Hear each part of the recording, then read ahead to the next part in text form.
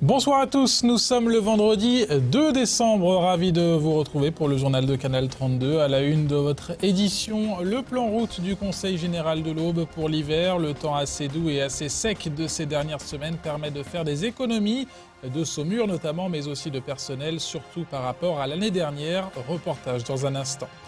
Le préfet en visite au foyer Aubois à Saint-Julien-les-Villas. Il a tenu à mettre en avant l'association, un foyer Aubois qui se restructure. Pour l'hiver, il y aura moins de places d'hébergement de réinsertion, mais plus de places d'hébergement d'urgence. Et puis, il est coureur et cavalier, mais aussi horseman. Gros plan en fin de journal sur Anthony Schneider. Cet athlète au bois, Patrick, une discipline plutôt méconnue et plutôt insolite. Il s'agit de suppléer son cheval sur un parcours d'obstacles. Il faut donc sauter à pied des obstacles allant jusqu'à 1,60 m. Mais d'abord, vous le savez sûrement, les horaires de tous les trains ou presque vont changer le 11 décembre prochain. La SNCF chamboule les heures de départ et d'arrivée pour faire face à des travaux de modernisation. Du côté des collectivités, ce Big Bang des horaires ne laisse pas insensible. Représentants du conseil régional et de la ville de Romilly-sur-Seine se sont retrouvés notamment ce matin. S'ils saluent un arrêt de train supplémentaire par jour à Romilly-sur-Seine et à Nogent-sur-Seine, ils regrettent en revanche le manque de concertation. Pierre Mathieu est vice-président du conseil régional en charge des transports. Il est au micro d'Annabelle Millet. Nous avons obtenu un renforcement des dessertes du territoire de Champagne-Ardenne et notamment un arrêt supplémentaire après beaucoup d'efforts à la fois de la région et des collectivités pour les obtenir à partir du 11 décembre. Ceci dit, il reste encore des questions qui ne sont pas réglées, des horaires qui ne sont pas bien adaptés, faute de concertation en amont avec la région, avec les collectivités et avec les utilisateurs. Et nous demandons à la SNCF de revoir le plus rapidement sa copie. Et il reste une question qui n'est pas complètement réglée et dont nous demandons qu'elle soit prise en compte, c'est l'arrêt de tous les trains qui passent à Romilly et Nogent, compte tenu des efforts financiers qui sont faits à hauteur de 80 millions d'euros par les collectivités, avec une participation de 45 millions d'euros de l'État. Si nous faisons ces investissements pour moderniser la ligne, c'est pour améliorer le service et pour que les territoires et les gens puissent avoir une offre de qualité et accrue.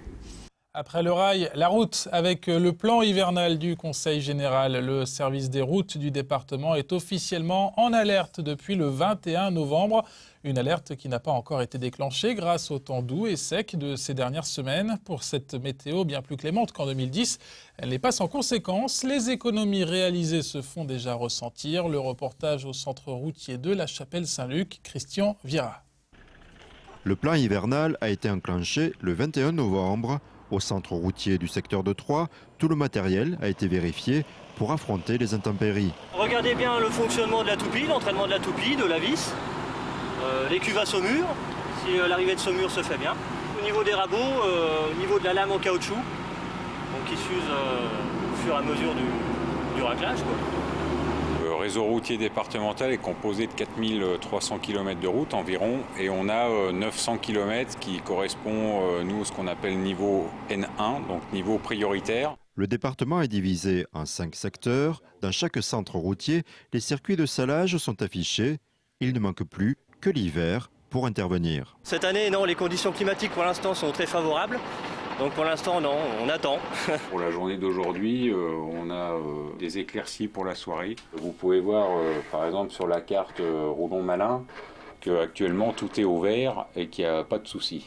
C'est la première fois que la météo est aussi clémente, surtout par rapport à l'an passé. On va dire l'année précédente, à cette même époque, on était sous la neige. Intempéries ont commencé le 26 novembre et en gros ont duré pratiquement un mois. Et là, cette année, on va dire que c'est carrément plus calme que l'année précédente. Les 5800 tonnes de stock de sel restent sur les quais, ce qui représente une économie non négligeable par rapport à l'hiver précédent. L'année dernière, où on a régalé, on va dire, 6000 tonnes de sel, donc à 100 € la tonne, vous pouvez faire le calcul. Après, on a le coût des personnels, qu'on est obligé de doubler certains jours les équipes. Donc, ce qui double aussi le coût financier. Le salage des routes a aussi des conséquences économiques à plus long terme. ça désagrège le liant. Donc le liant c'est qui tient le matériau sur une chaussée, donc d'où un coût à la collectivité pour refaire les enduits ou les enrober, quoi. Mais ici, par expérience, la prudence règne. Le plan routier hivernal est en vigueur jusqu'au 16 mars. L'hiver, c'est 21 décembre, 21 mars. Donc on va dire que même si actuellement on a des températures clémentes, ça va peut-être pas durer ou on peut pas trop prévoir. Les prévisions précises sont fiables jusqu'à 2 jours. Cependant, les prévisions de la quinzaine à venir confirment la tendance d'un hiver toujours très doux. L'hiver, justement, tout le monde s'y prépare. C'est le cas également au foyer au bois à Saint-Julien-les-Villas. En cette période de fête, l'association de réinsertion, bien implantée dans l'agglomération troyenne, est plus que jamais mise en avant. Le préfet a d'ailleurs tenu à visiter les locaux. Un foyer au bois en pleine restructuration avec moins de places d'hébergement de réinsertion, mais plus de places d'hébergement d'urgence pour cet hiver. Le reportage d'Annabelle Millet. Depuis 1960, l'association Le Foyer au Bois donne une seconde chance à des personnes en difficulté. Problèmes avec l'alcool ou toute autre drogue, désocialisation, chômage, les résidents du Foyer au Bois ne sont jamais indemnes. Richard est parisien, il est au foyer 101 depuis 14 mois pour résoudre son addiction alcoolique. Je ne dis pas que j'y suis arrivé du premier coup, parce que je me suis pris quelques pelles avant de plus consommer. Je me suis retrouvé aux urgences, je me suis retrouvé en dégrisement. Il y a eu une aide au niveau de la parole, puisqu'il y a tout un tas d'éducateurs qui sont là pour nous aider, nous questionner, nous titiller un petit peu en permanence sur les différentes choses qu'on a à faire et sur le projet de vie qu'on a, parce que quand on est admis quand même en CHRS, c'est que derrière il y a un projet de vie qui est mis en route. Moi là, je vais bientôt, je le souhaite le plus tôt possible, intégrer un appartement tout seul. Richard est employé 20 heures par semaine par le Foyer au Bois, une remise au travail nécessaire et salutaire pour le quadragénaire. C'est tout ce travail d'accompagnement vers l'insertion et de suivi qu'est venu saluer le préfet de l'Aube. Et ce qui est très intéressant au Foyer au Bois, c'est que ce n'est pas un accueil globalisé général. C'est un accueil qui est spécialisé en fonction de la situation ou du parcours de chacun et de chacune. Et c'est un travail qui est très intéressant, c'est une structure qui est très intéressante puisque ça va de l'hébergement d'urgence jusqu'à l'hospitalisation de personnes. Et je pense que c'est un des rares foyers de ce type en France. Un foyer qui est en pleine restructuration. La politique de l'État en matière d'hébergement d'urgence change. Le foyer Baltais, à Troyes, va fermer ses portes le 31 décembre. Mais les places seront reprises par d'autres établissements, dont le Foyer au Bois. Si vous voulez, il faut bien séparer, pour bien comprendre, l'hébergement d'urgence et puis tout ce qui est hébergement d'insertion. Au total, il y avait ici 72 places d'hébergement d'insertion. On va passer maintenant à 50. Par contre, l'hébergement d'urgence, on avait 2 places d'urgence et 2 places l'hiver en plus.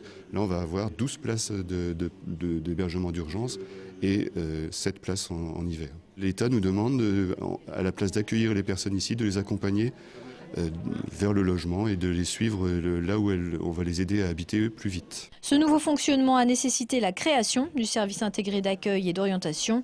Le CAO mis en place pour 1 an a pour objectif d'améliorer l'orientation et la prise en charge des personnes sans abri ou risquant de l'être.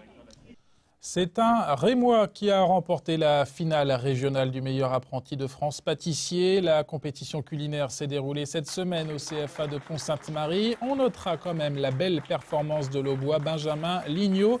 Son univers pâtissier autour d'Astérix avec ses sucres notamment en forme de menhir a terminé 2e. Cette finale régionale, c'est l'occasion de montrer le savoir-faire des jeunes pâtissiers champardonnais. Une belle opération de promotion. Paul Henry est le président régional de la Confédération des artisans pâtissiers. Il est au micro de Jonathan Boisset, on l'écoute. Ça donne à ces jeunes le goût du concours, ça leur permet de se mesurer entre eux, de voir où ils en sont, quelles sont les évolutions qu'il faut qu'ils aient encore dans le métier, et puis de pouvoir aller plus loin et se dépasser. Ils avaient une épreuve commune qui a duré 8 heures et qui consistait en la confection de tartes au chocolat, tartes aux agrumes, pièces au chocolat et choux et pièces montées avec nougatine sur le thème des aventuriers. Il y avait des notes de présentation, de dégustation et de maîtrise du travail et on a pu voir des travaux très différents au cours de cette journée. Mi-homme, mi-cheval, on referme ce journal avec un zoom sur une discipline méconnue, le horseman. Dans l'Aube, elle est notamment pratiquée par Anthony Schneider, le gérant des écuries de Métendal au bord d'Aumont. Par ailleurs, coureur de fond à la chapelle Saint-Luc, le principe du horseman est simple. Il s'agit de suppléer son cheval sur un parcours d'obstacles. Il faut donc sauter à pied des obstacles allant jusqu'à 1,60 m. La découverte de cette discipline avec David Mutel. Dans le monde de l'athlétisme, tout le monde connaît la longue silhouette d'Anthony Schneider. Ce que l'on savait moins, c'est qu'à la base, Anthony est un cavalier. Depuis tout petit, il baigne dans le monde de l'équitation. Gérant les écuries de Métendal au bord d'Aumont, il a un jour décidé d'allier les deux disciplines, équitation et athlétisme. Comment ? En faisant du horseman, une pratique qui consiste à sauter des obstacles comme les chevaux. Une discipline très en vogue dans le milieu équestre et qui a séduit Anthony.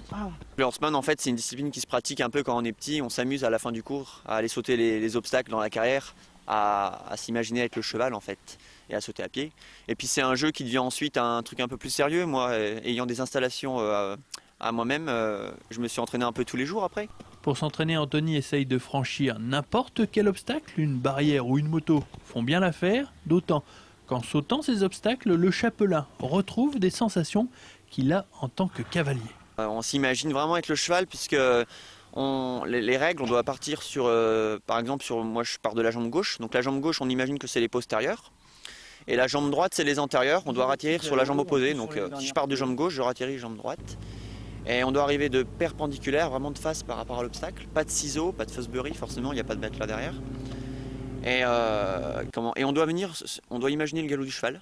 Donc dans un petit galop, et on a le droit de pousser que sur les deux dernières foulées, vraiment pour prendre la propulsion nécessaire pour sauter la hauteur, quoi. Mais si on lui demande de choisir entre ces trois disciplines, Anthony Schneider est bien incapable de choisir, lui qui prend tellement de plaisir à les pratiquer. C'est dur de répondre parce que le cheval, ça reste mon métier, donc j'en vis, donc ça serait obligatoirement le cheval, parce que voilà, le plus important, ça reste quand même d'avoir un travail. Le horseman, c'est plus pour m'amuser, c'est du show. Je le fais sur des portes ouvertes, je le fais sur des concours des fois aussi, pour animer un peu dans les reconnaissances, comme à Brienne-le-Château, tout ça, c'est pour faire rire le public, c'est plus ça. Je vais quand même privilégier vraiment la passion, la course à pied pour l'instant, le soir et tout, parce que c'est un sport où on fait jeune pour arriver en tout cas à de la performance de haut niveau. On peut courir tout le temps après, mais pour viser le haut niveau. 20 ans après la naissance de ce qui n'était à l'époque qu'un jeu entre amis, le horseman a aujourd'hui son championnat du monde et généralement des exhibitions sont organisées avant les parcours de saut d'obstacles réservés aux chevaux. Des compétitions auxquelles ne participe pas encore Anthony, mais au vu de son niveau, il a promis d'y réfléchir. Voilà, c'est sur cette image de saut d'obstacle assez insolite que nous refermons cette édition. Merci de votre fidélité. Tout de suite, la météo de votre week-end dans l'Aube par Sandra Durupt. Bonne soirée à tous et bon week-end sur Canal 32.